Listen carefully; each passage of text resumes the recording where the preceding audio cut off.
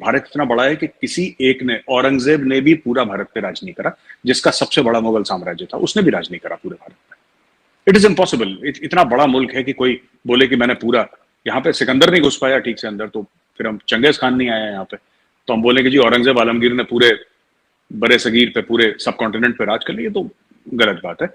But ठीक है, अगर हम मान लेते हैं एकेडमिकली स्पीकिंग कि मुसलमानों ने 800 साल राज करा, 800 साल राज करा, फिर इतने खराब हालात क्यों है?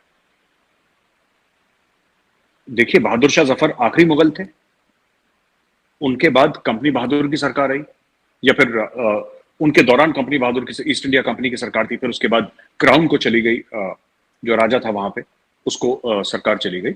मैं आपसे ये पूछता हूं, फिर ऐसा किस तरीके से है कि इतना बुरा हाल हो गया, और गरीबी, ये सब, पढ़ाई लिखाई में, हर चीज में। सच्चर कमेटी रिपोर्ट आप देखेंगे तो सच्चर कमेटी रिपोर्ट एक रिपोर्ट है जो कहती है कि मुसलमानों की जो सोशियो इकोनॉमिक प्रोग्रेस है इंडिया में, वो सबसे नीचे है। अच्छा, दूसरा ये भी सच है कि सरकार ने अरबों डॉलर खर्च कर दिए मुसलमानों के उत्थान के लिए, उनके उनके उनकी प्रोग्रेस के लिए। तो ये अरबों डॉलर गए किधर? या तो सरकार झूठ बोल रही है, या जिनको फंड्स मिलने थे वो झूठ बोल रहे हैं। बात यह है कि दोनों झूठ नहीं बोल रहे, दोनों झूठ नहीं बोल रहे। सरकार ने अरबों डॉलर खर्च करे और वो गरीब मुसलमान तक पहुंचे नहीं, इसकी मलाई लगा के ऊपर वाले खा गए। ठीक है, आपके यहाँ पाकिस्तान में भी यही होता है, इंडिया में भी यही हुआ, यहाँ पे कुछ अलग नहीं हुआ। ठीक है, यहाँ पे मुसलमानों को ये बोला कि ऐसा है कि तुम्हें तालीम नहीं चाहिए, तुम डॉक्टर, इंजीनियर, आईएएस, आईपीएस ये सब मत बनो, हम सरकार से डिमांड करते हैं कि जो हज में जाओगे तो 50% डिस्काउंट तुम्हें देंगे, तुम आखिरत की तैयारी करो, तुम जजमेंट डे की तैयारी करो, तुम जन्नत में जाने की तैयारी करो। तो उसमें सबको लगा दिया जन्नत की तैयारी में। अब इस दुनिया की तो कोई तैयारी कर ही नहीं रहा है। मोदी जी जब आए थे, मोदी जी ने क्या बोला था कि मैं चाहता हूं हर मुसलमान के एक हाथ में लैपटॉप और एक हाथ में कुरान। आप देखिए, इंडिया का एक इकोसिस्टम है, मैं आपको बताता हूं, और जो इस इकोसिस्टम में नहीं ढलेगा उसको बहुत दिक्कत होगी। मैं आपको बताता हूं आलिया जी, आज खुल के बात, आपने खुल के सवाल पूछा, मैं खुल के जवाब दे देता हूं। इंडिया का जो इकोसिस्टम है वो एजुकेशन बेस्ड है। इसलिए आप लोग देखते हैं कि फॉरेन कंट्रीज की टॉप फॉर्च्यून 500 कंपनीज में इतने सीईओज इंडियन, क्योंकि यहाँ पे हाइपर कॉम्पिटिटिव मामला है। यहाँ पे अभी कल परसों ही खबर आई कि एक प्लेसमेंट ना होने के डर से एक बच्चा कूद गया, पुणे में या किसी और शहर में, आई थिंक पुणे, नासिक, कहाँ पे मुझे याद नहीं है। एक बच्चा 10वीं 9वीं मंजिल से कूद के उसने अपनी यहाँ पे बहुत ज्यादा हाइपर कंपटीशन है, जो कि मैं समझता हूं एक लेवल तक अनहेल्दी है, एक लेवल पे नहीं होनी चाहिए इतनी ज्यादा, लेकिन है, ये सच्चाई हमारी है। पढ़ाई को लेके बहुत ज्यादा यहाँ पे, जो नहीं पढ़ेगा वो पीछे छूट जाएगा। It's very simple. ठीक है, दूसरी बात ये कोई, मेरा तीसरा पॉइंट ये आलिया जी कि कुछ चीजें हैं जिससे आपको ऐसा लगता है, आपको ऐसा प्रतीत होता है कि यहां पर मुसलमानों के साथ बुरा हो रहा है। अब मैं एक एक करके आपको 3 पॉइंट बताता हूं। ठीक है, मैं नाम नहीं लूंगा। पाकिस्तान में एक बात हो रही थी मेरे एक एंकर से, मेल एंकर से, तो उन्होंने बोला कि मेजर साहब, मेरी अक्सर बात होती है उनसे, तो उन्होंने बोला मेजर साहब ये बड़ा गलत है, और मुस्लिम औरतों को हिजाब का क्या मामला है, ये हिजाब आप पहनने नहीं दे रहे या मना कर रहे हैं। तो मैंने बोला, आपके खुद के पाकिस्तान टेलीविजन पे जितनी भी एंकर आती हैं, एक आध को छोड़ के तो कोई हिजाब नहीं पहनती। मैं सिर्फ ये जानना चाह रहा हूं कि क्या हिजाब इस्लामिक है या नॉन इस्लामिक है? अगर वो हिजाब नहीं पहन रही, इसका मतलब वो गैर मुस्लिम है, यानी कि उसने कोई इस्लाम का कानून तोड़ा है। और अगर वो इस्लामिक है, अगर कुरान शरीफ में लिखा है कि हिजाब औरत को पहनना ही पहनना है, तो मैं आपके साथ खड़ा हूं। फिर चलिए साथ मिलकर मोदी सरकार से डिमांड करते हैं कि हिजाब पहनना चाहिए। जैसे सिखिज्म में जो पगड़ी है, पग है, वो लाजमी है, वो करना ही करना है उन्होंने। उसके, हाँ, ऐसे कई सरदार हैं जो अपने बाल काट लेते हैं, लेकिन उनको करना ही करना है, वो उनका हुक्म है। इस्लाम में हिजाब हुक्म नहीं है। अब हम बात करते हैं उसकी, नमाज का जो गुड़गांव में हुआ था। हरियाणा में करीब 4,2500 मस्जिद है। ठीक है, अब आप एक बात बताइए, शुरू शुरू में आपने भी सुना होगा नमाज बड़ा मना कर रहे हैं, लोग मना कर रहे हैं, राइट? एक बात बताइए आलिया जी, कोई नमाज क्यों पढ़े सड़क पे? क्या मतलब, मुझे अभी तक ये समझ में नहीं आया। आप मस्जिद में जाके पढ़िए ना नमाज, आपको पब्लिक प्लेसेस में क्यों पढ़ना है? और उस समय नमाज की बात हुई थी। आज आप सुन रही हैं कुछ नमाज की बात, कोई प्रॉब्लम हो रही है? अब मीडिया में कुछ नहीं आ रहा। अब एक बात बताइए, कर्नाटका में ही जो स्टूडेंट्स थे, जो लड़कियां थी, बच्चियां थी छोटी, क्या उनको ही हिजाब की प्रॉब्लम थी? भारत में और किसी मुसलमान लड़की को या औरत को हिजाब की प्रॉब्लम नहीं थी? वो अचानक हिजाब की चीज इसमें से 90% चीज, आलिया जी, ये कंकॉक्टेड है। ये इलेक्शन मशीनरी के लिए, ये चुनाव जीतने के लिए, वोट्स पाने के लिए। बट इससे क्या होता है कि जो भारत का मुसलमान है ना, उसको बड़ी चोट पहुंचती है इससे। आप उसको पीछे धकेल रहे हैं कई सौ साल। एक चीज, ये मदरसे वदरसे जो हैं, ये फालतू की चीजें हैं। ये मैं खुल के बोल रहा हूं, किसी को बुरा लगे तो लगे। मुस्लिम स्टूडेंट शुड स्टडी साइंस। इनको मैथ्स पढ़नी चाहिए, इनको साइंस पढ़नी चाहिए। ये डॉक्टर बने, ये इंजीनियर बने और बाहर जाके मुल्क का नाम रोशन करें, अपने खानदान का नाम रोशन करें, अपने स्टेट का, अपने गली मोहल्ले का, जहां से भी आते हैं ये, बड़ा शहर, गांव, छोटा, जो भी है, उसका नाम रोशन करें।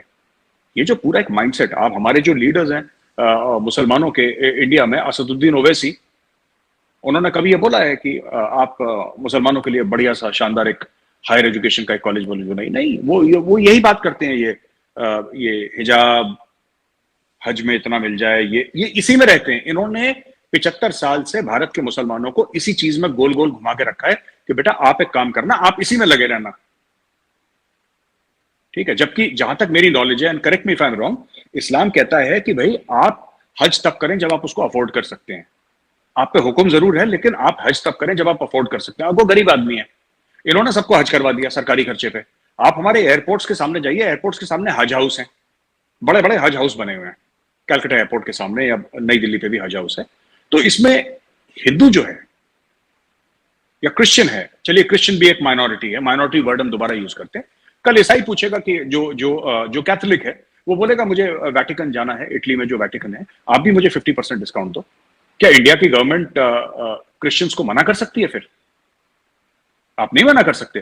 कल मैं बोलूं कि मुझे वैष्णो देवी जाना है, आप मुझे 50, मेरा 20,000 रुपए का खर्चा है, आप 10,000 रुपए आप मुझे दीजिए, 10,000 रुपए मैं अपने क्या आप मुझे देंगे? आप मुझे नहीं दे रहे।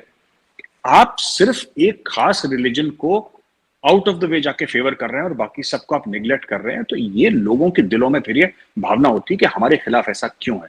ये नहीं होना चाहिए, सबको बराबर ट्रीट करना चाहिए, वरना ये खटकता रहेगा मामला, और फिर रिपोर्ट आती रहेगी कि इंडिया में ये हो गया, इंडिया में ये हो गया। ये होता रहेगा, लगातार होता रहेगा। आलिया जी, अच्छा सवाल है, मैं आपको बताता हूँ, थोड़ा सा ना कॉम्प्लिकेटेड है।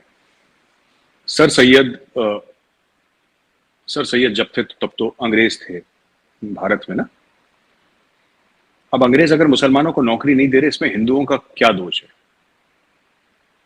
हमारी हिंदुओं की तो हुकूमत नहीं थी।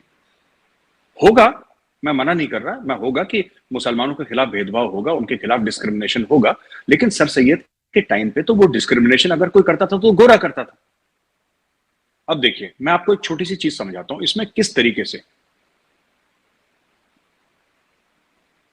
मुसलमान खुद कहते हैं कि हमने 800 साल राज करा हिंदुओं पे।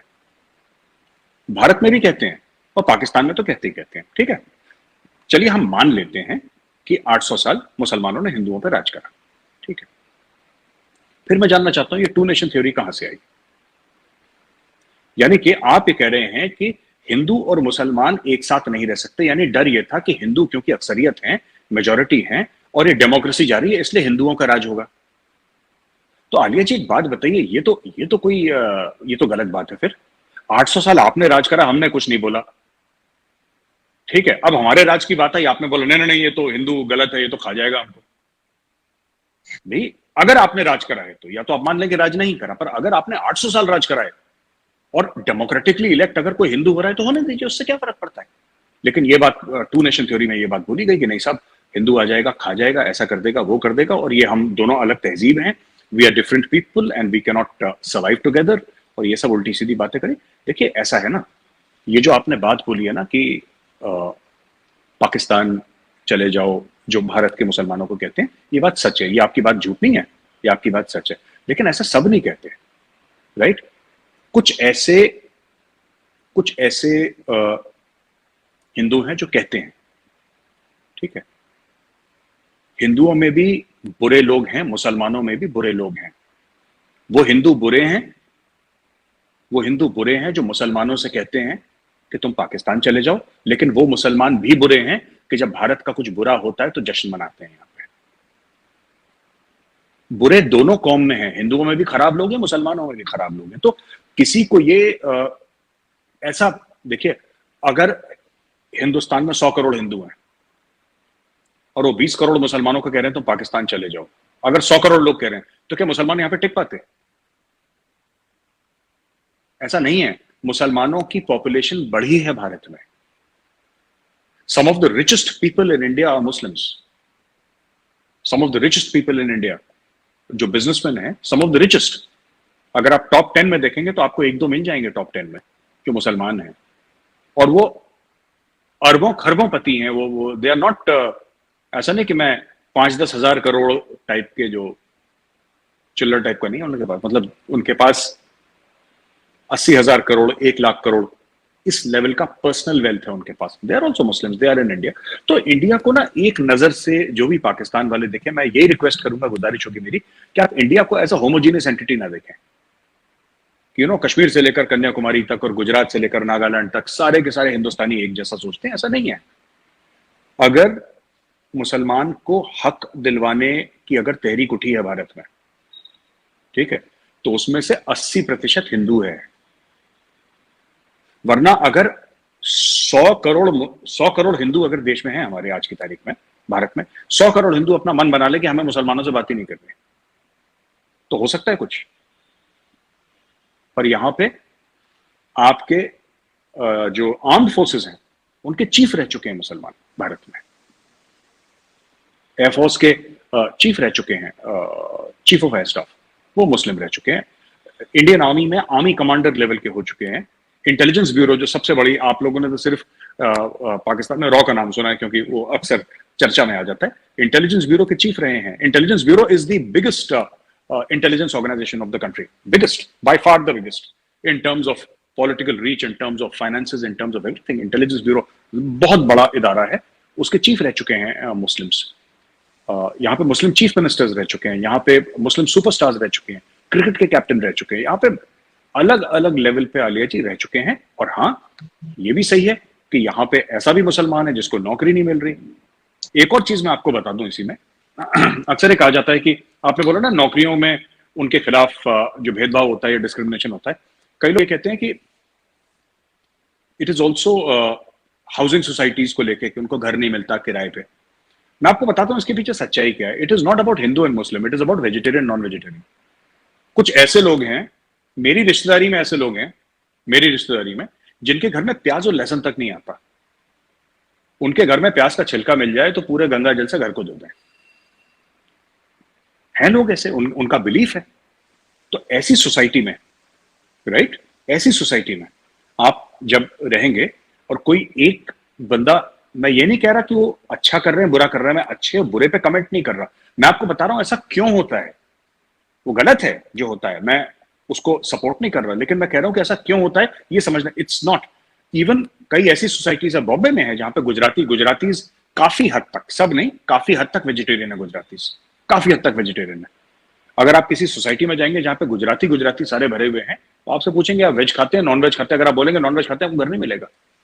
दिल्ली में ऐसी जगह जहां पे आपको, आप कोई भी हो जी, आप हिंदू हो मुसलमान हो, अगर आप बोलेंगे आप मीट वीट वगैरह ये सब खाते हैं, तो बोलेंगे सॉरी हमारे यहाँ अलाउड ही नहीं है। को नहीं, उनकी रिलीजियस बिलीफ्स हैं। आप कई लोग हैं, हिंदूज हैं, जैन्स हैं, who are very very strict about this. नहीं मिलेगा, हिंदू को घर नहीं देगा यहाँ पे, अगर उसको पता लग जाएगा। सारे की बात नहीं कर रहा, कुछ हैं ऐसे जिनका ऐसा माइंडसेट है, तो वो थोड़ा सा क्या है कि वो ज्यादा सामने आ जाता है मीडिया में, क्योंकि ये it makes for a juicy story, right. तो मतलब थोड़ा सा अच्छा लगता है कि ऐसी कहानी देखो, मजा आ गया ब्रेकिंग न्यूज में ना, कि 4 मुसलमानों को घर नहीं मिला और बड़ी तशद्दुद हो रही है जी, बड़ा टॉर्चर, तो वो अच्छी न्यूज बन जाती है, तो इसलिए लोग मीडिया चला देता है हमारा।